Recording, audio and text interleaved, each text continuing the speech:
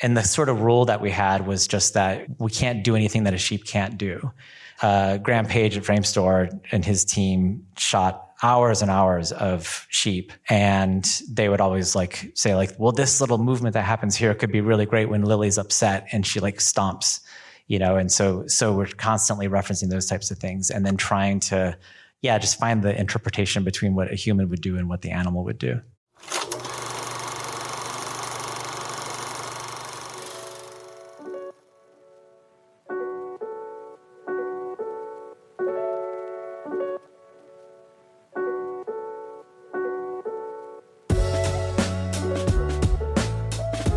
Hello, and welcome back to The Director's Cut, brought to you by the Directors Guild of America. In this episode, a flock of sheep take it upon themselves to solve the mysterious murder of their shepherd in director Kyle Balda's whodunit comedy, The Sheep Detectives.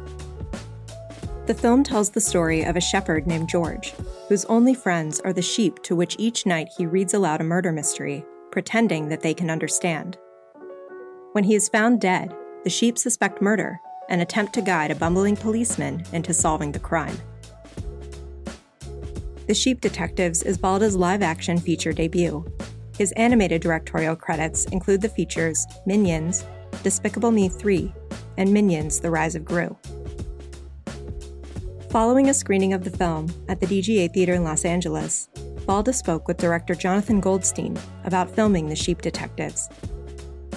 Listen on for their spoiler-filled conversation.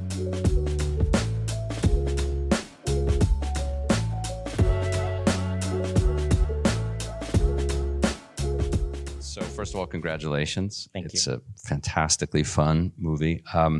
As I understand it, it started with a German book that was written 20 years ago. How does that make its way to you and interest you in a way that you have to make this? It came to me actually through the script first. I didn't know about the book originally. Lindsay Doran heard about the book, and she just knew that was going to be a great premise for a film. She got Craig Mazin involved to write it. And I learned by the time that I read it that had all happened over a decade ago.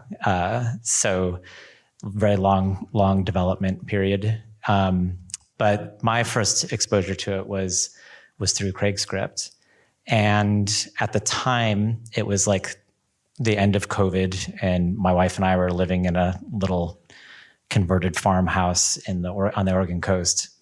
And I loved the script immediately, and my wife found a sheep farm that was about 45 minutes away. So we just drove out there and asked the shepherd if we could take some pictures of the sheep. And she said, "What is this for?"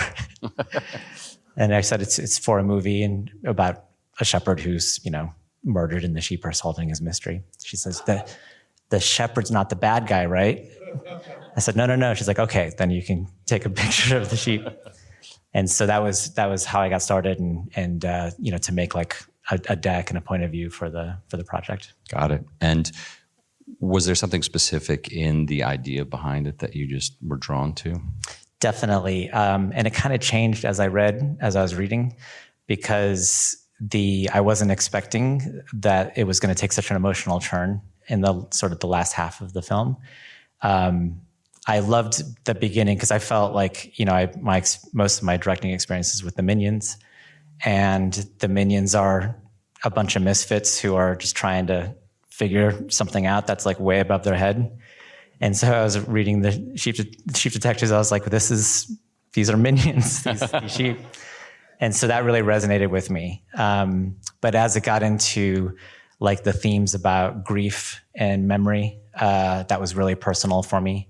I lost my mom when I was really young. And so that really resonated with me. How do we grieve? And it just occurred to me that this could be, a really great way to kind of set the table for parents to talk to their kids about these subjects. These are hard subjects to talk about. And I thought that Craig's script handled it so beautifully, Did you make any major changes to it when it came to you? No, there was, when we first started to look like it was going to get greenlit, Lindsay and Craig and I did a few Zoom calls and combed through it. Really minor things. Some of it was just to try to like little adjustments to make, why George needed to put his children up for adoption, just to make that like more relatable. But nothing core. Yeah, he's a pretty good writer. Yeah, definitely. And they had some time to. Did they ever consider making it from the writer of Chernobyl? Cheap. Right. Discussed? Yes. Probably not the best idea. So you do Despicable Me 3, Minions, The Lorax, and this is your first foray into live action, following in the footsteps of Brad Bird and Tim Burton. Was this always a goal for you? It actually wasn't. I mean, it wasn't, to be completely frank, it wasn't even a goal to be a director. I started as an animator and worked on a lot of Pixar films and some VFX stuff with ILM, like back in the 90s. And it was real. I just always wanted to learn more about the craft. So I had been actually living in Paris for a while when Chris Meledandri came with Illumination and wanted to make Despicable Me. And the short version of the story is that I wanted to be the head of layout, which in animation is like sort of like half of the DP's job, not the lighting part, but more like the staging and the lenses and that sort of thing. And they were like, why do you want to do that? And I, because I wanted to get more into visual storytelling and just like learn different things. And I think Chris Meledandri thought that I was being really clever, that I was going to learn all the parts of the industry and then to become a director. And so then he offered me like some shorts. And so it just sort of happened that way. And it was always just the growing edge of something that kind of kept me really, really interested. So when my reps sent me Sheep Detectives, it wasn't about it being live action or animation. It was like, this is really cool. I want to do it. And I was both terrified and really interested in doing live action because it's so different from animation. How was the transition? What did you find to be the hardest, the most unexpected thing in dealing with the real world? It was mainly like knowing what I didn't know. Like this is all going to be really a big new experience. Obviously, I know everything's going to be happening all at once, like a really condensed time where you're shooting the film. In animation, this is like something I say all the time about the difference between the two is like animation is like being a studio musician, where you can like you're recording an album and you can go back and you can tweak things and you're not working in a linear fashion. And live action is like you prepare and then you go and do a tour, and you're up on stage and it's all happening and it's really, really exciting, but things can go wrong and it can rain on the concert. That doesn't happen in the studio. So it was knowing all those things. And I just approached it like it was an animation film. I really rapidly got 10 storyboard artists who all came from animation. And we boarded the entire film. We boarded even the scenes that didn't have any visual effects in it. Wow. Made an animatic, edited it all together. And about 2 weeks before the shoot, at Pinewood, we like watched the animatic of the movie with the crew. And they were kind of like, this is new, they haven't seen this before. But it really, really helped me just feel prepared to go in because then, things happen where it's like, the actor wants to do it a different way or like the staging. And it was at least like a foundation where the pivot could happen without like me panicking. So. I'm curious, did you show the actors the animatic? No. No, our AD, Nick Lawrence, who's brilliant, he said, this is really valuable. I want to put these up, on location or on stage and on the stages off to the side so everyone can see what we're doing today. And I always had the instinct to want to hide them because I didn't want the actors to think that there wasn't room for them to bring their performances forward. So. Yeah, we've had the experience where we do storyboards and then it looks nothing like the actor we cast, and then we feel bad because it looks like some other actor on the storyboard. So last week, there was a piece in the New York Times, you might have seen it, and they wrote, what's most special about Sheep Detectives isn't any one element, it's the way the elements work together. Humor, mystery, goofiness, and even sentimentality all balanced beautifully. So from a directing standpoint, how do you balance those different tones? I think a lot of it is the storyboarding helped a lot. like even at that early stage, just being able to see sort of like a rough cut before the shoot in a strange way. And then you can kind of get a sense of, like if there's like too many gags, if there's like, if it's not being balanced emotionally, or if you're like interrupting a really sensitive moment with something kind of slapstick. But I would say it was just a constant dosing of that. Were there any scenes that were particularly challenging in terms of the tone? I mean, and I will admit that I teared up when the winter lamb found his people. Yeah.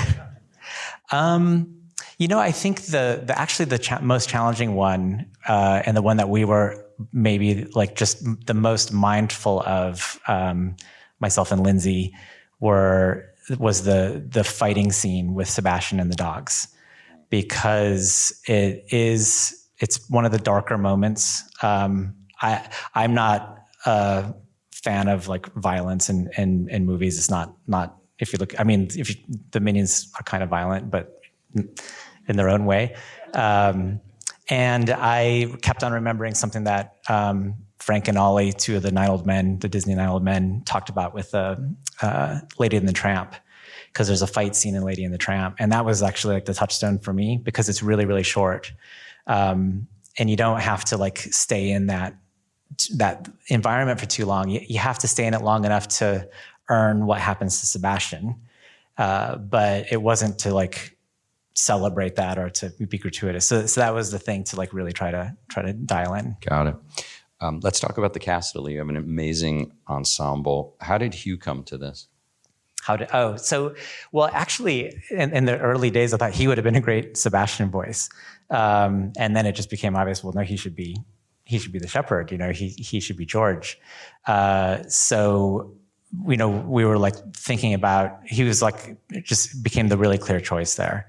A lot of it just because, when I think about being through the perspective of the sheep and being cared for, like he seems so protective and like and he's just so damn charismatic. We all want to be cared for by Hugh Jackman. Exactly.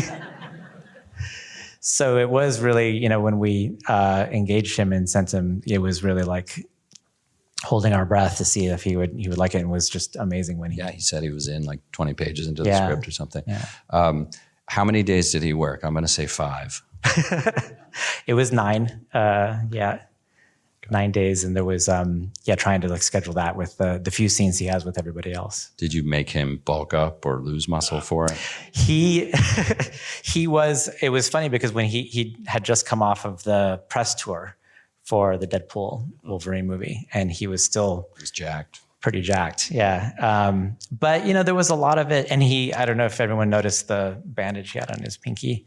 That was real. That was from an injury he had, and it was like, well, I mean, you work on a farm and this kind of stuff happens. So. People get hurt. People get hurt their pinkies. The rest of the cast, when you were actually casting it, how did you balance the prioritization of comedy chops versus sort of dramatic skills? I think it's sort of like almost archetypal rather than one or the other. I mean, there was part of it for me when I was reading it. Even on the first read, Nicholas Braun felt like I could just started hearing his voice whenever I read any of Tim's lines, and I just thought this is really great because this guy has like really big imposter syndrome, but he's trying to cover it up, but he thinks that he's hiding it, but everyone can see that he's not. And he just does that so well. And of course that's comedy, but it's also just this, like, there's just something innate in him that he can bring that forward. Patrick Stewart was like another voice that I heard really, really early when I was reading it. So, I mean, sometimes these things just like kind of lit up. But, Julia Louis-Dreyfus is, because she has this intelligence and this vulnerability, and that's really Lily. That is such a great fit. So, did you weigh the British versus American accents in casting it, or did you just go with?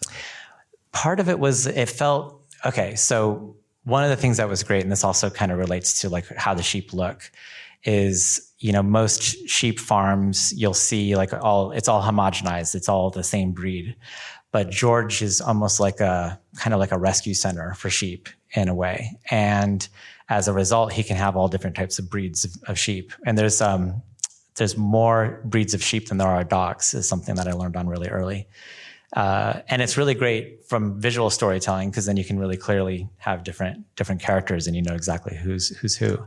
But because there's such a different variety of breeds, we didn't feel like we had these rules that all the sheep had to have the same kind of accent. You know, they all come from different places. That wasn't so much true with the humans, you know, because only Rebecca could be from America.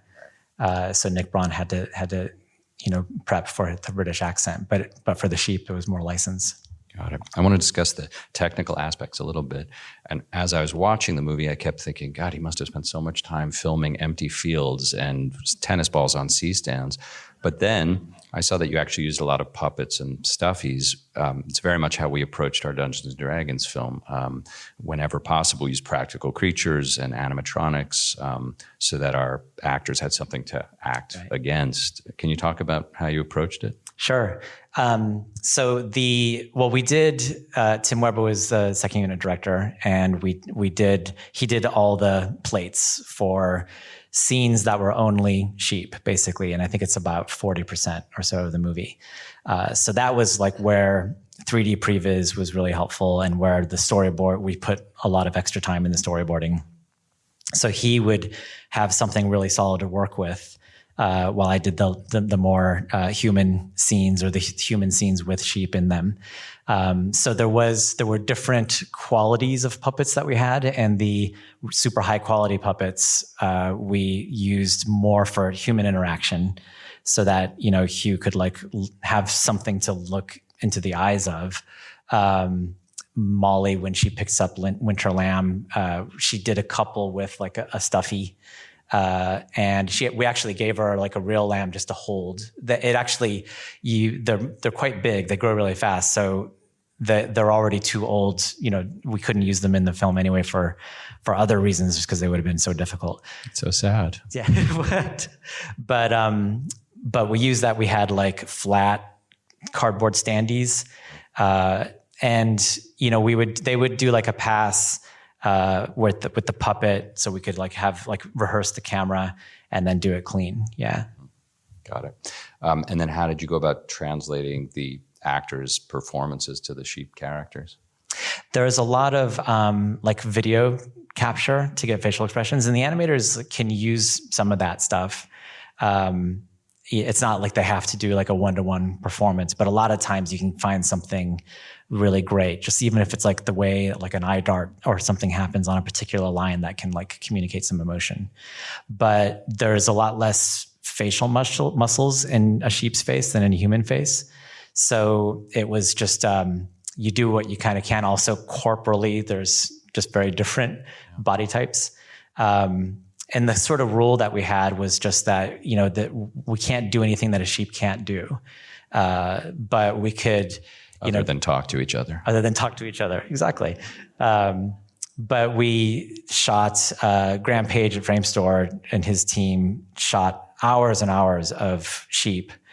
And they would always like say like, well, this little movement that happens here could be really great when Lily's upset and she like stomps, you know? And so we're constantly referencing those types of things, and then trying to, just find the interpretation between what a human would do and what the animal would do.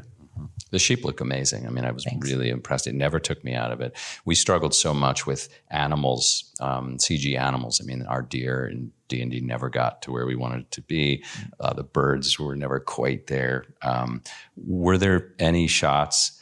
For us, there's always one or two shots that never quite get to where you want it to be. Was there anything like that where you just ran out of time, or you were always pretty much satisfied with everything you had? I mean, generally speaking, I'm really, there's always things like in the moment where like, oh, okay, well, like I have to let go of something.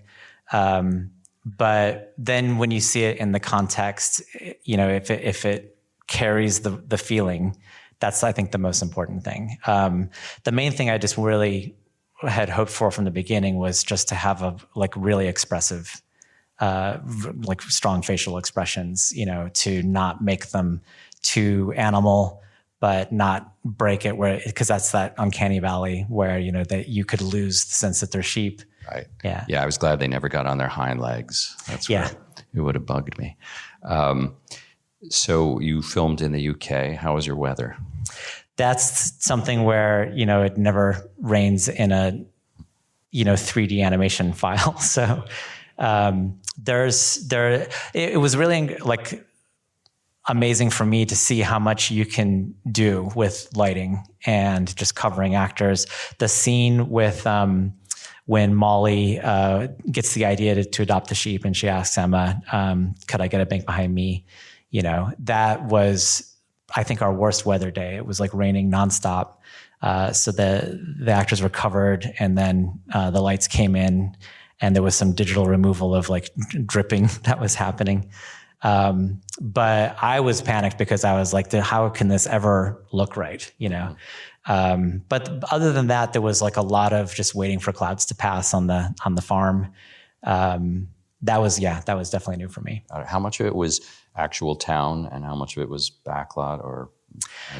It was all town. The interiors were on, like the will reading was at Shepperton on stages, the police station, like all the interiors. But Hambledon is the name of the town in Oxfordshire, which is our Denbrook. And we, on all the location scouts, recce's, trying to find, I wanted a place that you could see everything, that you could see the police station, you could see the church, the butcher is over there, the inn is over here, and you could like try to, I hope it translated. I just wanted the audience to feel like they knew where they were in the town. And the only thing that it didn't have was a police station. So we built a facade, which was Tim's office. You only see, like when he hit that taser shot, when he shocks himself in the beginning, and when he comes out with Rebecca, like for the big end, like Poirot speech scene, that's just like a little annex onto somebody's house. And they went on vacation for a few weeks. It's funny because Hambledon is the birthplace of the woman who runs my production company. And it's also where they shot Chitty Chitty Bang Bang, I believe. Yes. Yeah. It's like the quintessential British small town. So what are you feeling about continuing in live action versus going back to animation? Is this something you want to keep doing? I love both now. It's sort of like playing different instruments in a way. And I would love to do another live action film. And if, another animation film also would be exciting. It's mainly just what's the story, how it catches you, and then like what's the best medium for it. But I think now it feels like having done, I think it's probably naive to think like, okay, I know how to do this now, because every time you do it, it's completely different than the last time you did it. But at least the experience of being, together with hundreds of people on one day, like trying to get something, the adrenaline of that, I could say is quite addictive in a lot of ways. So yeah, for sure. How does the time compare overall from start to finish? Because I tend to think of animated movies as years and years and years of production, pre-production. It's interesting because there is development in animation, but I think Illumination is more like, it's very short. It's like the idea of what we're going to do next. So you kind of jump in, from start to finish, it's maybe like 3 years at the most, 3.5 years. Pixar, I think, is a little bit longer. They do a lot more story development. And then this is that, for me, it was like cramming that all into like, the production itself, like that was 8 weeks. We shot this like simultaneously with second unit. So it's really tight. So and you feel it in the days, definitely. How about the post-production, the editing and all that? How does that compare? It's because there was so much VFX, that went on for like an additional like year, a little bit more after the shoot. So I think that might be longer than like a film that obviously doesn't have as much VFX. So that's where it starts to feel like the hybrid between the two. Got it. What would you say was the biggest surprise in doing this from what you expected or what you had experienced in the animated world? Oh, that's a good question. I think it was I feel like I got so lucky with the crew that I had. And again, I don't have a point of reference yet because I have the example of this film. But what I think is you notice so much is just being surrounded by so many people who are like so good at what they do. They're like experts at this thing that they do. And the collaboration that happens like real time and how fast you can pivot and how fast you can change things. And sometimes some really beautiful things can happen, where in animation, like everything is like frame by frame is just like analyzed and you're taking your time that way. So, I think that was the daily experience of this is so different. Yeah. All right. Is there anything else we didn't discuss that you want to make sure everyone knows in this room before we... The crafts and services were delicious. And, yeah? In the UK? Yeah. You don't think of that? Yeah. All right. Well, thank you, Kyle. This is great. Thank you. Yeah. Thanks so much. Thanks for listening to another DGA Q&A. The Director's Cut is available wherever you listen to podcasts. And please share, subscribe, rate, and review. We'd love to hear your feedback, and you can help fellow film buffs find the show. Thanks again for listening, and we'll see you next time. This podcast is produced by the Directors Guild of America